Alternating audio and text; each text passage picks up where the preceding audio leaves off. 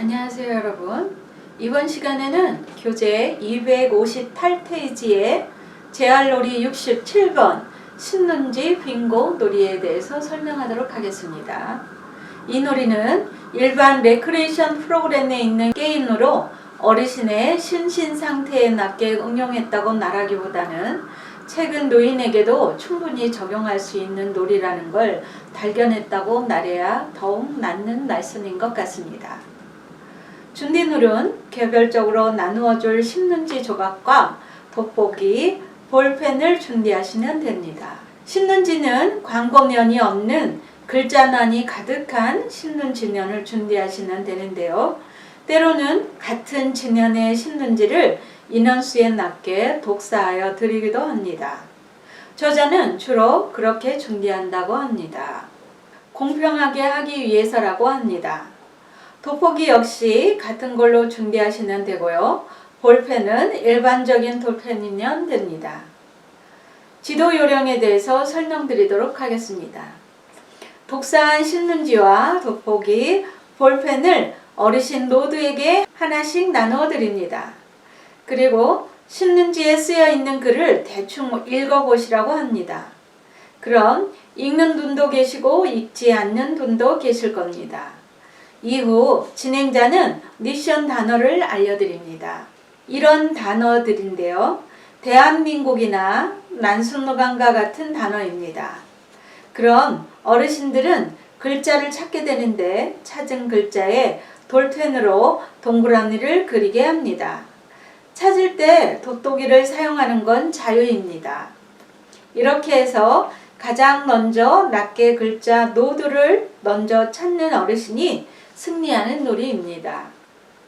빙고인 거죠. 글자를 노드 찾았을 때 빙고라고 외치게 합니다. 이어서 진행 요령을 설명하도록 하겠습니다. 우선 나누어 드린 볼펜은 빨간색이 좋다는 말씀을 먼저 드리고요.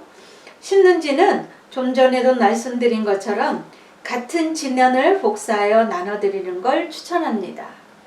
그렇게 해야 탈이 없습니다. 그리고 문제의 단어가 신눈지에서 꼭 찾을 수 있어야 하는데요. 진행자는 미리 준비한 단어가 지면에 있는지를 먼저 찾아본 후에 문제를 준비해야 합니다. 교재에는 딱딱하게 대한민국 난순노강이라는 단어를 냈는데요. 그런 것 말고 다양하게 낼 수 있도록 해야 합니다. 가령 이런 것도 가능하겠죠.